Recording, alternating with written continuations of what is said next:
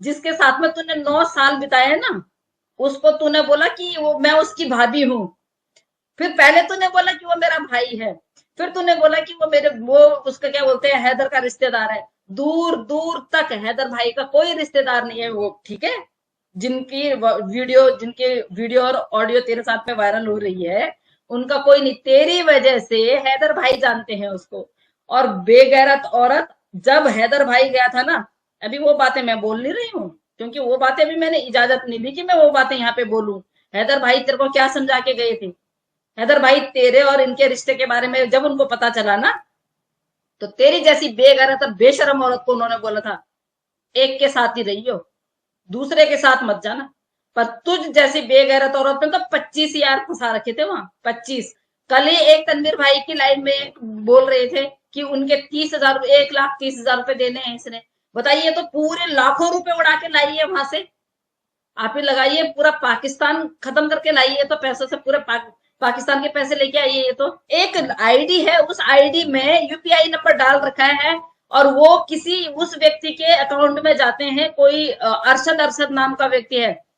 भाई प्लीज, वो अरशद भाई को मत समझिएगा आप लोग जो यूट्यूबर हैं, उनको नहीं।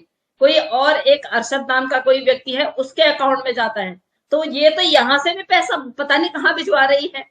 हेल्प मी लिखा हुआ है उस श्रावणी जी के उस पे, वो आइडेंटिफाई किया था उसको, तो अरशद नाम आ रहा है उस व्यक्ति का। और इसने इतना जुल्म कर रखा है ना, इसने इतना जुल्म कर रखा है वहां पे रह के भी। ये 4-5 सालों से पता नहीं कितने लोगों के रास्ते में थी मेरे पास। मैं आपको भेजूंगी, आप देखिएगा। इसने सारी की सारी हिंदुस्तान की ऐप चला रखी है। इसने 4 सालों से ये सीख रही थी कि हिंदुस्तान की कौन सी ऐप है। पेटीएम इसने चला रखा है। हर चीज, जो चीज यहाँ हिंदुस्तान में हम लोग यूज करते हैं ना, ये 4 साल पहले से वहां पे यूज करती थी। और हिंदुस्तान में आके हमें पहली बार पता चला कि यहाँ से बीपीएन चल सकता है, जबकि हमको पता है कि वो अरब कंट्री में चलता है बीपीएन। लेकिन ये औरत जो है अपना टिकटॉक जो है बीपीएन द्वारा चलाती है। अब बताइए, तो कितना दिमाग है इसमें। और ऊपर से कह रही कि मैं अपने चाचा से बहुत दूर थी, और मेरे मेरे चाचा से कोई रिश्ता उश्ता कुछ नहीं, मैं वहां उनके कैंट उसमें में नहीं जाती थी। और इसका चाचा अभी भी टिल डेट तक अभी भी वहां वो देता है, प्रशिक्षण देता है वहां पे। ये हाँ, तो इनके बस की यही कर सकते हैं, इनके बस की और कुछ नहीं है। ये सिर्फ मुंह से बोल सकते हैं, इनके बस की करनी धरनी है नहीं। आप ये बताइए, 1 साल से इस केस पे क्या हुआ है? सिर्फ मुंह से बोला है। मोमिन सर ने 3 महीने में सारा केस रफा दफा कर दिया। अभी 15 दिन हो गए उनको बैठे हुए, और वो 27 तारीख का इंतजार कर रहे हैं। इसको बोलते हैं काम। और उन्होंने ये, आप परसों हम चारों के चारों बैठे हुए थे, तो बताइए वो किस तरह से बात कर रहे थे। आप एक लॉयर हैं, एक लॉयर की भाषा आप बहुत अच्छी तरह समझते हैं। जैसे हमें जैसे समझ में आता है, उससे ज्यादा आपको समझ में आता है। हमें तब समझ में आता कि वो बोलते हैं, आपको तभी समझ में आ जाता कि वो क्या बोलने वाले हैं। तो आप ये देखिए, उन्होंने बोला कि अगर उनको वो इस रास्ते से लेंगे, और इस रास्ते उन्होंने देखा कि भैया इधर मोमिन सर है, उधर से जाना है, उन्होंने उधर से भी उनका इंतजाम कर रखा है। मतलब चारों खाने चित हैं। उसके बावजूद ये बेवकूफ औरत, 2 कौड़ी की औरत आके इस तरह का बयान देती है। और हैदर भाई को बोलती है कि 5 साल से मैं उसके रास्ते में नहीं हूं। भैया, उसके तो आतंकवादियों से संबंध हो गए होंगे। जब 5-4 बच्चे पैदा किए थे, 4 आतंकवादी तूने भी तो पैदा किए उनके साथ रह के। तो अपने आप को तू कम आतंकवादी है?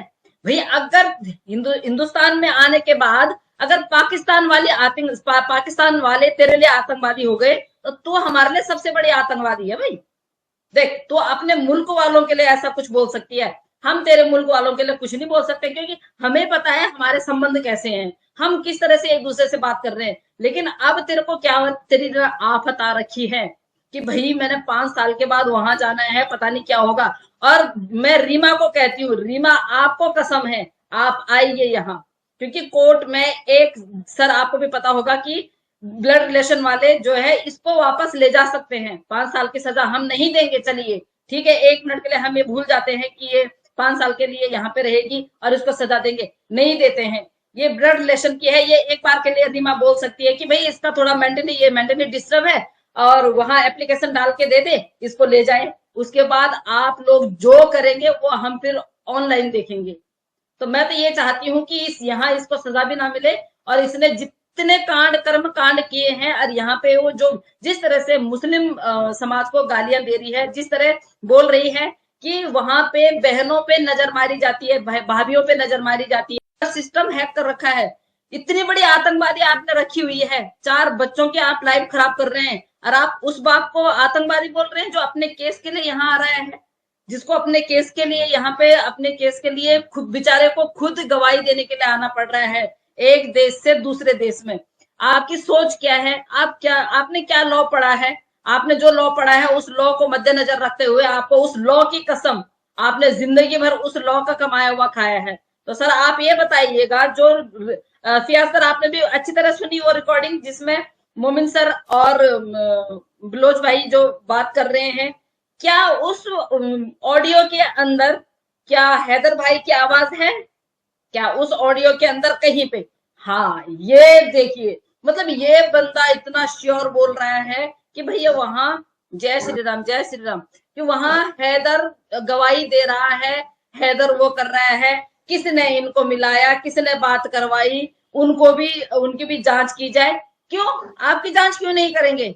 आप तो सीमा को 4 साल से जानते हैं, 4 साल, पिछले 4 साल से, पिछले 4 सालों से आपने सीमा के साथ कितनी बातें की होंगी, कितने मोबाइल खर्च किए होंगे आपने, कितना डाटा खर्च किया होगा आपने। हिंदुस्तान में रह के हमें पता नहीं है कि बीपीएन कहाँ मिलता है।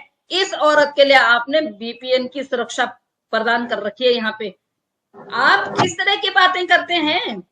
आप लॉ वाली तो कोई बात ही नहीं करते हैं, आप तो लायर वाली बात करते हैं। आप किस तरह की बात कर, रोड के किनारे कोई आपको गर्मी में बिठा देता, आप वहीं इंटरव्यू देने लग जाते हैं। आप एक अच्छे वकील थे, और एक अच्छे वकील की तरह आपको अच्छे वकील की तरह पेश आना चाहिए था, लेकिन आप वो हो नहीं, ना वो कर सकते हो। आप मनोज मस्ताना जैसे ही लोग मिले हुए हैं आपको। मनोज मस्ताना आपके ऊपर चढ़ता है जैसे एक प्रेमी दूसरे प्रेमिका के ऊपर चढ़ता है, आप तो इस तरह चढ़ते हैं दूसरे के ऊपर। क्या आप क्या पत्रकारिता करते हैं मनोज मस्ताना जी? पत्रकारिता करने नहीं आती है ना तो 2 दिन आ जाना, जरा मैं बता दूंगी आपको कि पत्रकारिता किसको कहते हैं। आप जो बात करते हैं ना, उन बातों को उस तरह नहीं जिस तरह आप करते हैं, जिस तरह हम करते हैं उस तरह बात कीजिए। आप तो हर चीज को हल्के में लेते हैं। अगर हैदर भाई यहाँ आ रहा है तो आपकी क्यों आफत आ रही है? मनोज मस्ताना जी आपकी क्यों आफत आ रही है? और एपी सिंह जी आपकी क्यों आफत आ रही है? क्योंकि वो अपने बच्चों को वापस ले जाएगा। आपकी आफत इसलिए आ रही है ना, कमाई का साधन बंद हो जाएगा आपका, क्योंकि ये चली जाएगी जेल में, बच्चे चले जाएंगे अपने मुल्क, आपका तो बैंक बैलेंस फिर डाउन हो जाएगा। आपको तो इसलिए चिंता हो रही है। और आप टच भी नहीं कर सकते हैदर भाई को, समझे ना? आप टच भी नहीं कर सकते। मोमिन सर बुला रहे हैं उनको, हमारी अदालत बुला रही है, हिंदुस्तान की अदालत बुला रही है। आप अदालत से ऊपर नहीं है, आप अदालत के आगे कुछ नहीं बोल सकते हैं, समझे ना? आप हर बात सोचते होंगे कि ये 24 घंटे गुस्से में रहती है। आपकी बात ही ऐसी है भाई। हमने तो आपको निर्भया के केस में तब हम बोलते नहीं थे, तब हमारा मुंह इतना नहीं खुलता था। अब हमने देख लिया कि आपके हालचाल क्या है और आपकी क्या सोच है, क्या आपकी थिंकिंग है, क्या आपकी जो भी आपकी वो है बोलने की, वो अब हमें सब पता चल गया है। तो अब हमें पता है ना, हम आपसे बड़े हैं भैया बोलने में। हम आपसे लाउड बोल सकते हैं और आपसे तेज बोल सकते हैं, और कानून के दायरे में रह के बोल सकते हैं। आप कानून के दायरे में रह के नहीं बोलते हैं। आप तो अपनी जबान के भी पक्के नहीं है, आप तो अपनी जबान पे भी नहीं रहते हैं। आप तो जो अपनी जबान से बोलते हैं उस पे भी आप कायम नहीं रहते हैं। पहले आप बोलते थे कि 4 साल पहले इसका तलाक हो गया था, 4 साल पहले इसको कोई खर्चा नहीं देता था, हैदर कुछ नहीं था, इनका कोई रास्ता नहीं था। बीच में आपने उसी सो कॉल चैनल पे जाके बोला कि मुझे क्या पता भाई इनका तलाक हुआ कि नहीं हुआ। और अब फिर आपने तोते जैसे रट लगा ली कि तलाक हो गया था। 27 तारीख बहुत नजदीक है, सब कुछ लेके जाना पड़ेगा आपको, क्योंकि सारे सबूत चाहिए वहां पे। सबूत के नाम पे आपके पास कुछ नहीं है। जिसके साथ में तूने 9 साल बिताए ना, उसको तूने बोला कि वो मैं उसकी भाभी हूं। फिर पहले तूने बोला कि वो मेरा भाई है, फिर तूने बोला कि वो उसका क्या बोलते हैं, हैदर का रिश्तेदार है। दूर दूर तक हैदर भाई का कोई रिश्तेदार नहीं है वो, ठीक है? जिनके वीडियो और ऑडियो तेरे साथ में वायरल हो रही है, उनका कोई नहीं। तेरी वजह से हैदर भाई जानते हैं उसको। और बेगैरत औरत, जब हैदर भाई गया था ना, अभी वो बातें मैं बोल नहीं रही हूँ, क्योंकि वो बातें भी मैंने इजाजत नहीं दी कि मैं वो बातें यहाँ पे बोलूं। हैदर भाई तेरे को क्या समझा के गए थे? हैदर भाई तेरे और इनके रिश्ते के बारे में जब उनको पता चला ना, तो तेरी जैसी बेगैरत बेशरम औरत को उन्होंने बोला था एक के साथ ही रही हो, दूसरे के साथ मत जाना। पर तुझ जैसी बेगैरत औरत ने तो 25 यार फंसा रखे थे वहां, 25। कल ही एक तनवीर भाई की लाइव में बोल रहे थे कि उनके 30,000, 1,30,000 रुपए देने हैं इसने। बताइए, तो पूरे लाखों रुपए उड़ा के लाई है वहां से। आप ही लगाइए, पूरा पाकिस्तान खत्म करके लाई है, तो पैसों से पूरे पाकिस्तान के पैसे लेके आई है ये तो।